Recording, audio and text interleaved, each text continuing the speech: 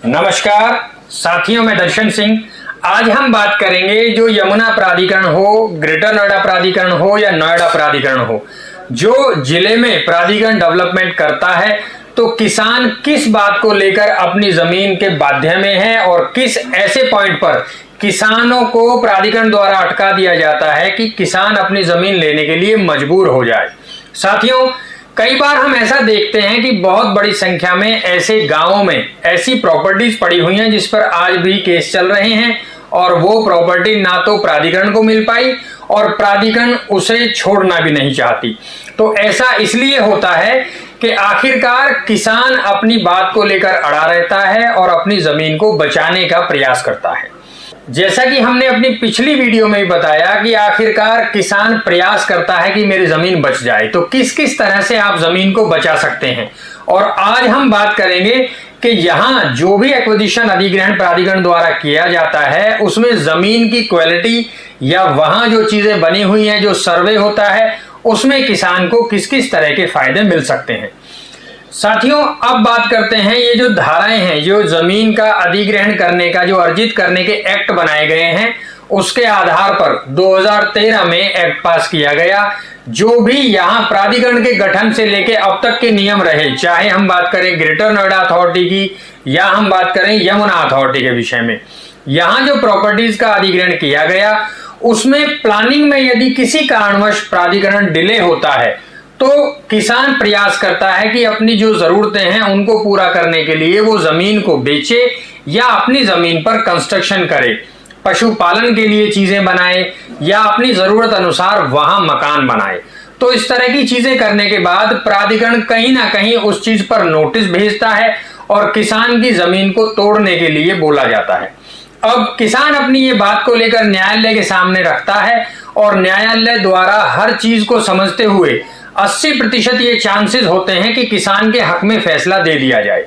लेकिन इसका बिल्कुल ये मतलब नहीं है कि हम यदि ये चाहते हैं कि हमारी जमीन बच जाए तो हम उस पर कंस्ट्रक्शन करें और कोर्ट केस डाल दें। ऐसा मैं बिल्कुल नहीं कह रहा हूं, लेकिन कई बार कुछ ऐसे पॉइंट्स हैं जिस पर प्राधिकरण भी बंध जाता है। जी बिल्कुल, यदि हम देखते हैं कहीं एक्विजिशन होना है तो अधिग्रहण होने से पहले एक धारा 4 का प्रावधान है जिसके बाद ऐसा सुनिश्चित कर दिया जाता है कि अब ये तमाम नोटिफाइड एरिया प्राधिकरण द्वारा बहुत जल्द एक्विजिशन कर लिया जाएगा। यहां पर अधिग्रहण होने वाला है और अब के बाद यदि कोई भी किसी तरह का यहां पर कंस्ट्रक्शन होता है तो वो पूरी तरह से गलत माना जाएगा। तो ऐसी चीजों को ध्यान में रखते हुए प्राधिकरण द्वारा वहां पूरा नोटिस लगा दिया जाता है और पूरा ही नोटिफाइड एरिया धारा 4 के अंतर्गत आता है। यदि कोई व्यक्ति वहां कंस्ट्रक्शन करता है तो नियम का उल्लंघन करने के आधार पर वहां उस जमीन को तोड़ दिया जाता है या वहां जो कंस्ट्रक्शन होता है उसको हटाकर अवैध अतिक्रमण में उस जमीन को खाली करा लिया जाता है। अब किसान अपनी बात को लेकर रखता है और वो नाराज होता है कि आखिरकार मेरी जमीन को क्यों तोड़ दिया गया। उसमें प्राधिकरण को भी ये चाहिए कि जब भी कभी धारा 4 कहीं किसी क्षेत्र की करी जाती है तो उसके बाद एक निश्चित समय सीमा है जिसके अंतर्गत किसानों को मुआवजा मिलना चाहिए। अगर वहां प्राधिकरण अपनी प्लानिंग्स को लेकर डिले है तो न्यायालय के समीप इस तरह की भी चीजें पहुंचती हैं कि जहां धारा 4 हुई वहां अगले 2 वर्ष तक भी कोई भी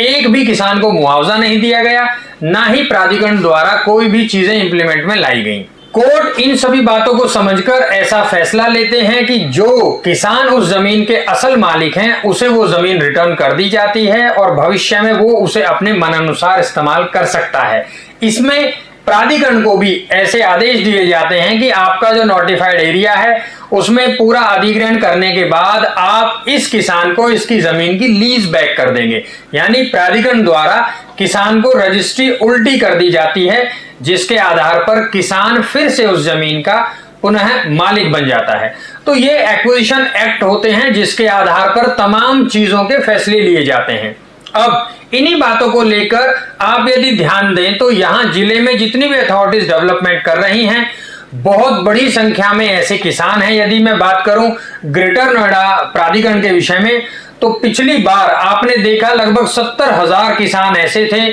जिनकी सूची बनाई गई जिन्हें अभी तक प्लॉट नहीं मिला और ये किसान कोटा प्लॉट किसान की रोजमर्रा की जिंदगी में सबसे बड़ी जरूरत है, क्योंकि ये सेमी कॉमर्शियल प्लॉट होता है जिसको किसान द्वारा कंस्ट्रक्शन डेवलपमेंट करके अपने कॉमर्शियल इस्तेमाल में लिया जा सके। तो आखिरकार किसान अपनी पूंजी होने के बाद भी कहीं ना कहीं परेशान रहता है और अपनी जमीन का ही इस्तेमाल नहीं कर पाता। इस बात को ध्यान में रखते हुए यदि हम देखें तो ग्रेटर नोएडा प्राधिकरण लगभग अब से 35 वर्ष पहले यहां डेवलपमेंट कर रहा है, और जिन लोगों को सन 2002, 2005, 2008 के आसपास मुआवजा मिला, आज भी वो अपने किसान कोटा प्लॉट के लिए प्राधिकरण के चक्कर लगा रहे हैं। तो क्या ऐसा सही है? अगर ऐसा सही नहीं है तो किस कारण से प्राधिकरण उन्हें अभी तक प्लॉट नहीं दे पाया? इस पर यदि हम प्राधिकरण से बात करें और आप यदि अपने विषय में वहां जाकर बात करें तो प्राधिकरण का सीधे तौर पर यह कह देना है कि हमारे पास जमीन पर्याप्त नहीं है, जैसे ही जमीन आएगी आपको आपके प्लॉट दे दिए जाएंगे। तो आखिरकार ये कहां चीजें अटकी हुई हैं, किस कारण से प्राधिकरण के पास जमीन नहीं है? साथियों, जहां भी कहीं जिस गांव का अधिग्रहण होना होता है, किसान प्रायोरिटी रखता है इस बात की कि मुझे मेरा प्लॉट मेरे ही गांव के समीप मिल जाए, लेकिन वहां जमीन की एक सीमा होने के कारण सभी का ऐसा संभव नहीं कि प्लॉट दे दिए जाएं। उसके लिए कई बार देखा गया है कुछ गांव के प्लॉट दूसरी जगह भी लगा दिए जाते हैं, लेकिन यदि जमीन नहीं है तो अभी तक भी चीजें कहीं ना कहीं फाइलों में दबी हुई हैं और आज तक भी किसानों को प्लॉट नहीं मिल पाया। तो ऐसी बातों को लेकर किसान परेशान है और आए दिन वो अपनी नाराजगी दर्ज कराता है। अब यदि हम बात करें, यहां बढ़ोतरी की बात हो, मुआवजा बढ़ोतरी की बात हो, या आने वाला जो भी अधिग्रहण है उसमें जो भी प्लानिंग है उसको समय अनुसार करने की बात हो, तो इन बातों में प्राधिकरण को भी ये ध्यान रखना चाहिए कि उन चीजों को समय अनुसार निपटा लिया जाए। उसमें प्राधिकरण को सबसे बड़ा फायदा यह है, यदि कहीं भी कोई प्लानिंग वहां होनी है या जो भी प्लानिंग वहां आएगी उसको ध्यान में रखते हुए वहां यदि समय पर अधिग्रहण हो जाएगा, समय पर अधिग्रहण होने के बाद समय से वहां पर चीजें इंप्लीमेंट में आ जाएंगी, लेआउट को डेवलप करने के लिए जमीन पर्याप्त मिल जाएगी, तो प्राधिकरण भी भविष्य में अपने जो भी रियल एस्टेट क्लाइंट्स हैं जिन्हें प्राधिकरण से प्लॉट लेने हैं वो लोग भी वहां इन्वेस्टमेंट टाइमली कर पाएंगे। चाहे वो इंडस्ट्रीज के प्लॉट ले, चाहे वो रेजिडेंशियल प्लॉट ले, या ग्रुप हाउसिंग सोसाइटी बनाने के लिए बिल्डर्स वहां प्लॉट लेना चाहें, तो तमाम चीजों को ध्यान में रखते हुए उन लोगों को भी ये चाहिए कि वो समय अनुसार वहां प्लॉट लेके डेवलपमेंट करें। तभी तो शहर का डेवलपमेंट दिखेगा, तभी तो वहां शहर समय अनुसार बसाया जा सकेगा। तो इस तरह की चीजें अगर हम देखें तो हर व्यक्ति अपनी जगह बिल्कुल सही है, चाहे वो प्राधिकरण हो या किसान हो या आने वाला जो डेवलपमेंट हो, उन सभी चीजों को ध्यान में रखते हुए यहां जो किसान की डिमांड है वो भी अपनी जगह बिल्कुल सही है। तो अगर बातें अटकती हैं तो कई बार हमने देखा,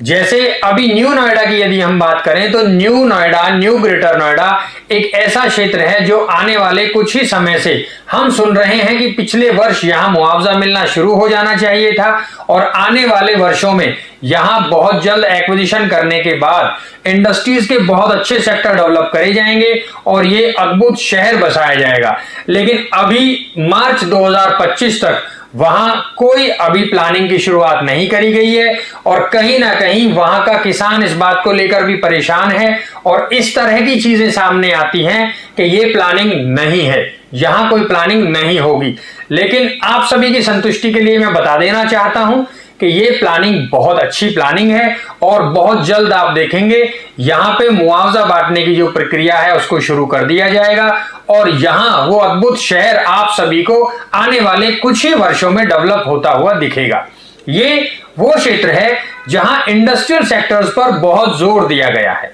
बहुत अच्छी तरह से, बहुत अच्छे देश विदेश में जो अच्छे शहर हैं उनकी तर्ज पर यह शहर बसाया जाएगा। इंडस्ट्रीज के सेक्टर, कॉरपोरेट ऑफिसेज और तमाम ऐसी चीजें यहां रहेंगी जिसके आधार पर आज का ये शहर आप देखेंगे, बुलंदशहर जिले का वो हिस्सा और जिला गौतम बुद्ध नगर का वो हिस्सा जो हम आज देखते हैं, भविष्य में हमारी ही पहचान में नहीं आएगा। तो आज यदि आप वहां इन्वेस्टमेंट करते हैं या भविष्य में जब भी वहां डेवलपमेंट होने के बाद आप इन्वेस्टमेंट करेंगे तो आप बहुत अच्छे शहर में अपना निवेश करके अच्छा मुनाफा कमा सकते हैं। आने वाले समय में आप देखेंगे इंडस्ट्रीज के सेक्टर पर यहां अधिक डिमांड होने के कारण ये शहर इंडस्ट्रियल यूज में ज्यादा लिया जाएगा। उसी तरह से न्यू ग्रेटर नोएडा में रेजिडेंशियल और कॉमर्शियल गतिविधियां ज्यादा होंगी। साथ ही साथ साथियों, ये तमाम शहर ऐसे होंगे जो यमुना प्राधिकरण में बन रहे नोएडा इंटरनेशनल एयरपोर्ट से कनेक्टेड रहेंगे।